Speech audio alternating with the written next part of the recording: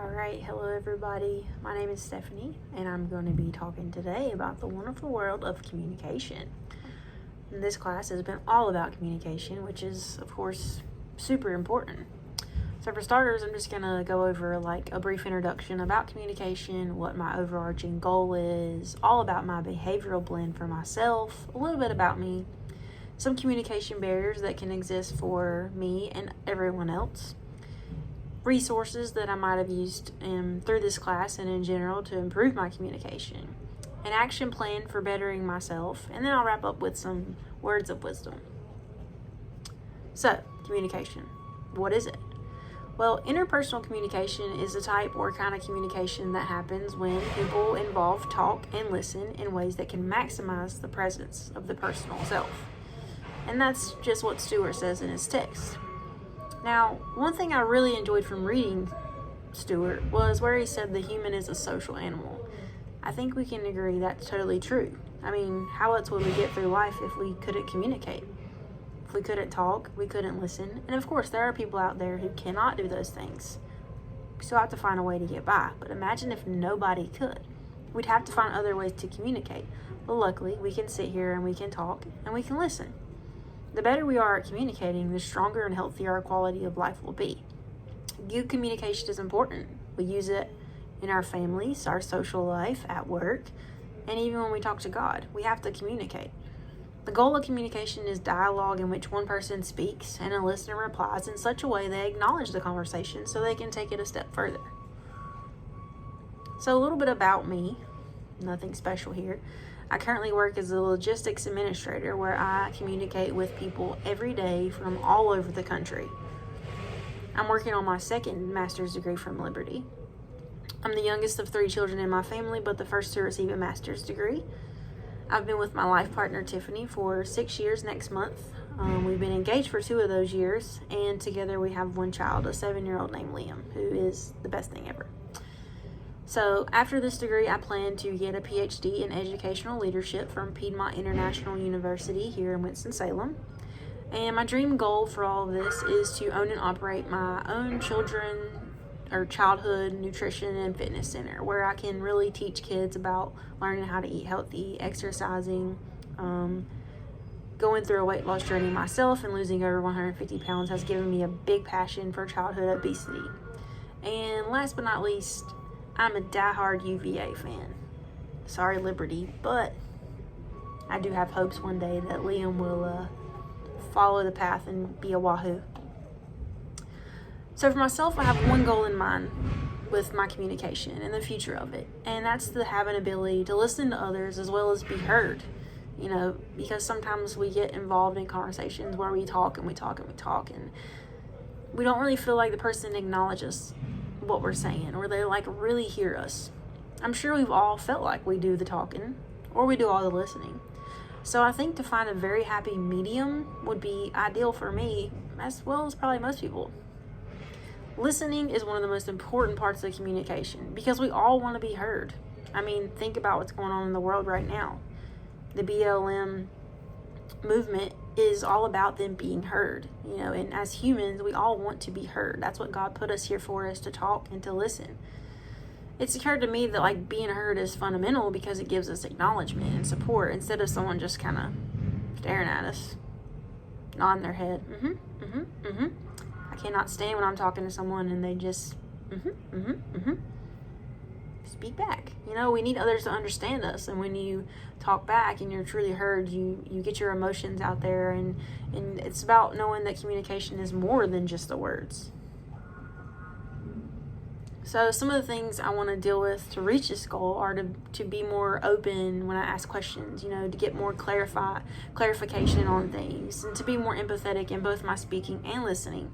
And definitely want to learn to talk and listen without judgment and labeling, because it's easy to do that, and I feel like we probably all do it by the way someone talks, their accent or their grammar, and it's really not right to judge people. So I think I really want to try to do better with that, and not just with dealing in my job. I deal with a lot of truck drivers from all over the country, like I said, and some of them don't speak great English, and so there is a language barrier, but I don't want to judge them for that, because that's not right. I wanted to be able to communicate really well.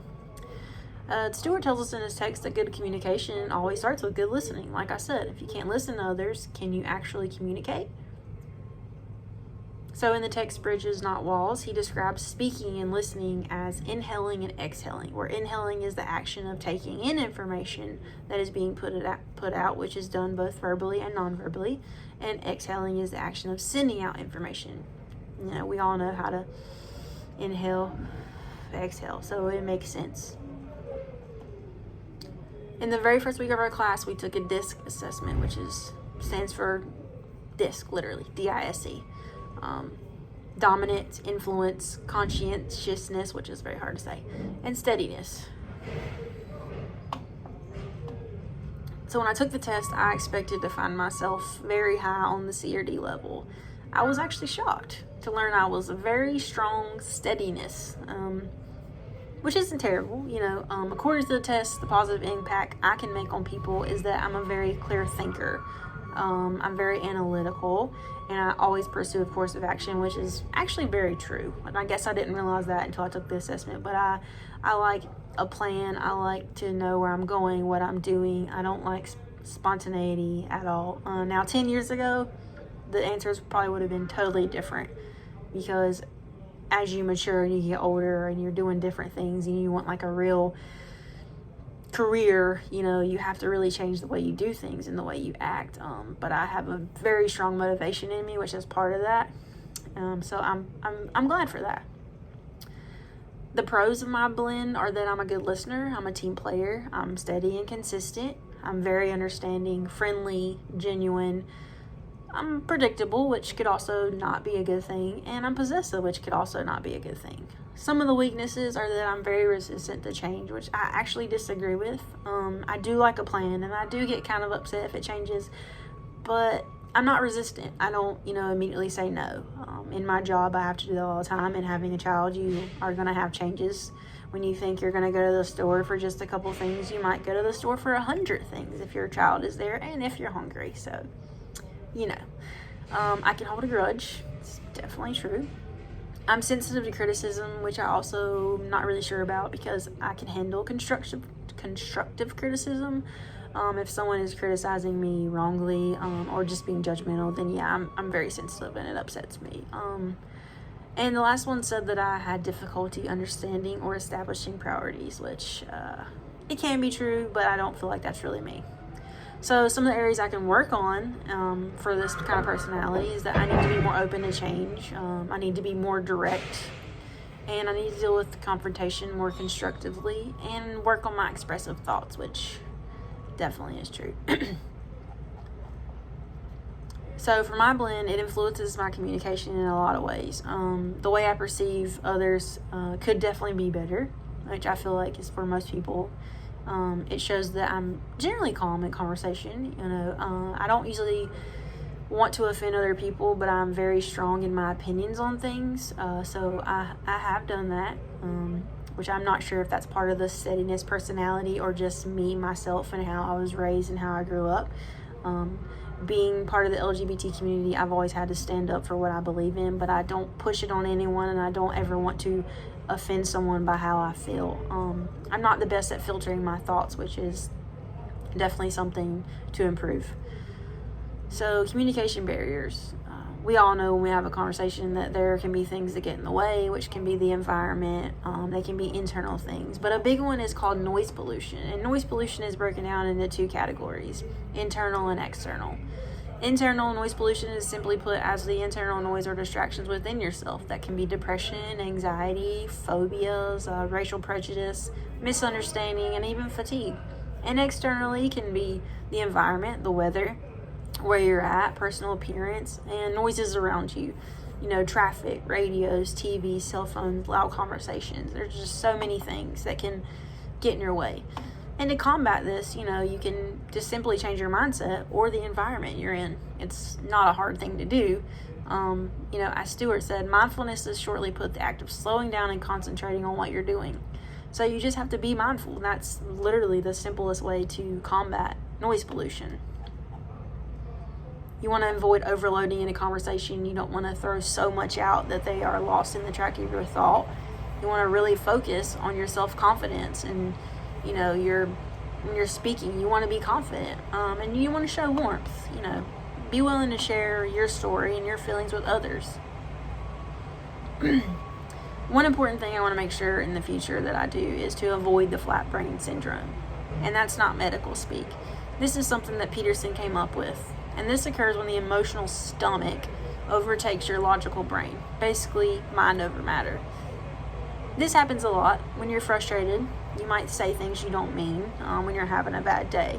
And that's basically what that means. And that's something we probably all need to work on and avoid when we're mad. Sometimes the best thing is just walk away.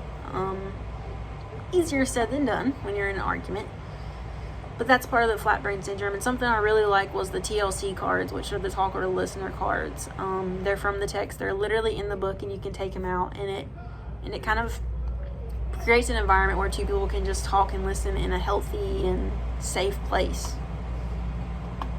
So to get better with my communication, we've got to set an action plan in place. For me, myself, I want to listen with intent. I want to respect what others say, even if I don't agree with it. If I'm feeling stressed or overwhelmed, I need to recognize it and probably avoid conversation during this time.